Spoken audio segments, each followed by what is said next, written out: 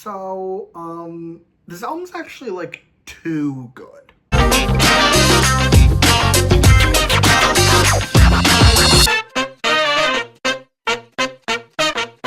Anyway, yeah, I'm here with another installment of I need to talk about this album before I actually explode. Today we're talking about trigger warnings, aka TWS. I call them trigger warnings. It's more fun. We're talking about the new trigger warning / TWS album. Not really new anymore. It's been out, their latest one, Try With Us, right? This is my copy of Last Bell. I actually did not own this album until about maybe 4 hours ago. I went to K-Pop Nara today, and I went shopping, and I bought various items, including the album, and I was like, wait a minute, I have a trigger warnings album now. I can talk about the trigger warnings album, and here we are. Anyway, brief disclaimers before we begin. Disclaimer number 1, I'm diabolically unwell about this album, okay? There's one song on here that I don't like at all, and then there's like 3 on here that I'd murder people for. And we just need to be okay with the fact that I'm gonna be crazy throughout this video, and that's fine. That's normal. That's the state this album drove me to. Okay, thing number 2 is, just to be clear, these are my opinions, right? You don't have to agree with anything I say in this video. You can think that this is the worst album ever released in the history of music. Crazy stance. Could not be me, but you have every right to that opinion because music is subjective, and that is great. Alrighty, with that out of the way, let's begin. And our first song to discuss is Lucky to Be Loved. And here's the thing, this really might be their best song. It is not my favorite of their songs. They do have one song on this album that I definitely prefer to it, but like if I were to be objective, I think this might be their best song. Like we start off phenomenally with those like faint Lucky to Be Loved, and then we get the first verse.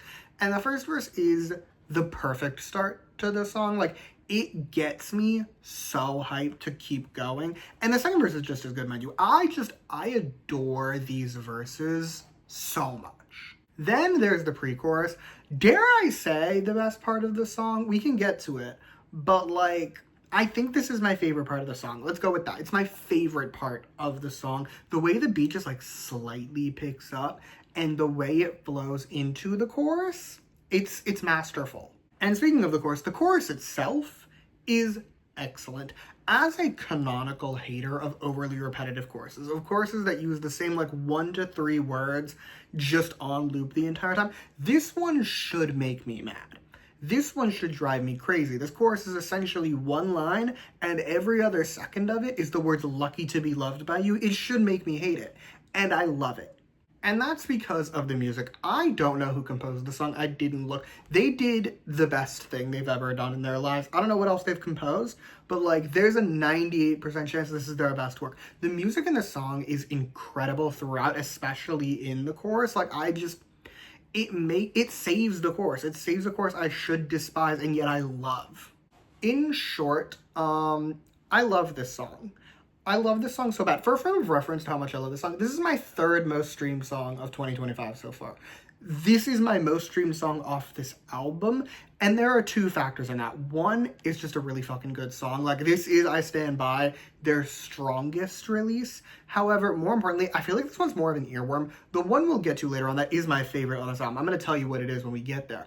But there's one song that's my favorite, and I don't stream it as much because this song just lives in my mind at all times. And with that, we've reached the title track countdown. And here's the thing.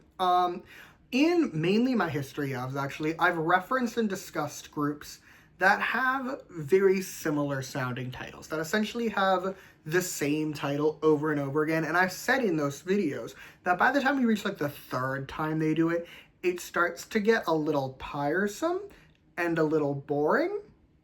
That's this song to me. Like, don't get me wrong. I enjoy Countdown. I think it's a good song. The problem is this thing exists. I actually did not think about that until I bought this album when I was taking these notes, and I was like, wait a minute.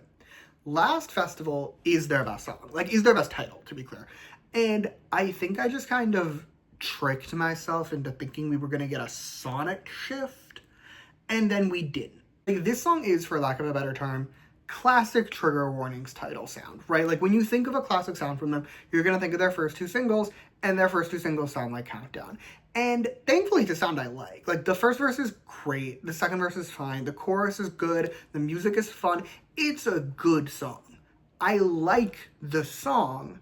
I just kind of had higher expectations. I will make one exception though. The pre-chorus in this title track is phenomenal. I go crazy for it. The way the music just does those little flares, I love that. I love that vibe. I want more of that vibe. Big picture though, as someone who's been streaming them since they debuted, as have most people, frankly, I feel like I'm not special in this way, but as someone who's been watching them since they debuted, I feel like this was kind of the epitome of playing it safe. I feel like they kind of didn't do as well with their last single as they would have hoped, and they kind of just went back to their classic sound, and that's fine. Again, it's a sound I enjoy. I'm not mad about the song. I enjoy the song when it comes on, but I expected better. And also, it is worth noting, in comparison to their first two titles, this is the weakest of the three. Like, if we were to call the three mini titles a trilogy, this is the weakest of the three. And that just also kind of compounds on the disappointment I already had. Anyway. Next, let's talk about Random Play, okay? This song is great. This is another great one for me. It's a fun time. And as a pop girl, I loved it. The verses are phenomenal, okay? I want to be clear before I begin. The first verse is incredible. I love the first verse. I, however, want to focus on the second verse for a second. The second verse is the rap verse. I am canonically, how do I want to phrase this nicely? I am not the biggest fan of idol rappers. I think there are two factors in this, if you were wondering. One is the fact that I grew up essentially listening to really talented rappers, because I love rap music. And there's that. And then you add on to the fact that 96, I'm gonna say, % of idol rappers kind of suck at rapping. And it just means that most of the time I don't enjoy the raps, right? And the thing is, I shouldn't like the raps here, and yet I love them. I adore these raps. They're so fun. They fit the vibes perfectly. I'm kind of obsessed with them. And then there's the chorus. When I tell you I shake full ass to this chorus, I love this chorus so bad, okay? It's such a bop. The music is so good. It's kind of everything to me. Basically, this is a great song, right? I need that note. This is a great song. As a lover of just a bright, fun, cute pop song, this is everything I could have asked for. It has no flaws whatsoever. This is one of those songs that I like to use as a litmus test a little bit. If you tell me you enjoy pop music and you don't enjoy this song, I don't trust your opinions on pop music. Oh God. Okay. The next song is Freestyle and Jail. Jail for definitely the producers. Jail for the people who suggested this song, that it be on this album. Jail for everyone involved. I'm gonna be so quick because I hate this song so bad. I'm actively mad I had to listen to it in preparations for this video. It's that bad. I'm gonna say this. Whoever took Trigger Warnings, a group whose entire sound is bright and cute and fun, and gave them this, I hope you die. That fell far in retrospect. That felt like a little much. I stand by it though. I stand by that. The song sucks, okay? The music sucks. The chorus sucks. This is an awful song. First of all, I hate it for this group. To give it 2 trigger warnings is already bad. And I already hate that. You could have given this song to Enhypen, and I'd still hate... this is just a bad song, and I don't want to talk about it anymore. It has no redeeming qualities. On the complete opposite end of the spectrum, let's talk about Now Playing. I would actually like to begin this section by naming the 2 things I'd change about this song, okay? Change number 1, I would have made this the closing song on the album. And thing number 2, I would have changed the name of that song when it is the closing song to Ending Credits. Aside from that, though, this is the best song I've ever heard. Okay, definitely this is my favorite Trigger Warning song. I stand by Lucky to Be Loved is objectively their best work, or at least top 3. This, however, is probably my favorite of any B-side they've ever had. This biggest factor in my undying love for the song is the chorus. I'm minorly debilitated by this chorus, actually. The first half, okay? The first half is great. It's fun, it's cute, it's poppy, it's everything I want from a Trigger Warning song. But then there's the second half of this chorus. True story, actually. Did you know when I first heard this song, when it came out and I streamed it, I shed tears. I actively cried. The second half of this chorus is so just mind-bogglingly excellent. I frankly think the producers deserve a Grammy just for this. But it's not just the chorus. No. The entire song is incredible, right? I adore the verses. The first one in particular, that's God's work. That's God's work right there. The pre-chorus is also just, that's art. That's what music is meant to be. The way it flows between the verses and the chorus itself, like, it's just, this song is too fucking good. That's basically my thesis statement, honestly, for this section. This song is too fucking good. This is literally one of my, like, top 5 B-sides released this entire year. Maybe even top 5 songs in general. I'm so mentally unwell about her that when it comes on, I feel like I become a different person, and that person knows no pain. That person knows no sadness. That person only knows this song, and this song is enough to sustain me for life. Okay, last but not least, we have Go Back. And here's the thing. Remember how I said I wanted Now Playing to be the closer? There's 2 reasons for that. One is simply because it would have made a better closer, but also, this is not the closer, right? Like, this is not a closer for your album. It's a good song. I like this song. It's fun, but it's not a closer.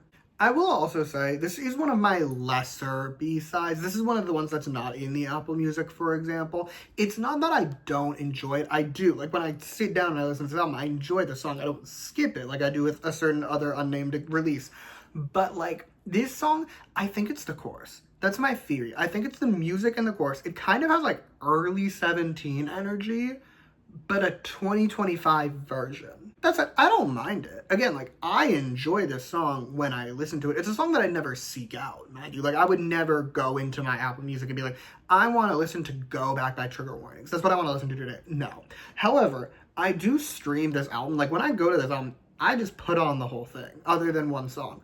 And I don't skip this one. I, therefore, have listened to it quite a bit. But that is all I have to talk about this album. So with that, it is going to be score time. The score for this album, here's the thing. If I'm being honest, and we're looking at the whole piece of the album, this is like a 9, maybe a 9.2 on a good day. Freestyle really drops the score. Like, it really drops the score. However, if we're going to take the songs that are in my Apple Music, that's like a 25 out of 10 album. The songs that are on here that are great are so great. Not even great. Like, great doesn't begin to describe them. These songs are life-changing. These are some of my favorite songs Hive has released in the 2020s, okay? Like, and there's like 2 of them on this album that are, frankly, some of the best songs I've heard this year. And yeah, that's all I have for you today. Thank you so much for watching. Feel free to comment your thoughts down below. Let me know how you feel. You may like and subscribe if you want to or don't. I will be okay either way. In the description, I will put my other Trigger Warnings reviews. I don't think I've done much. I think the last thing I reviewed from them was Hey Hey. Is that right? Did I review that album? I don't know. I have done some. I'll put them down there. You may check them out if you so choose. And yeah, thank you again for watching. Bye!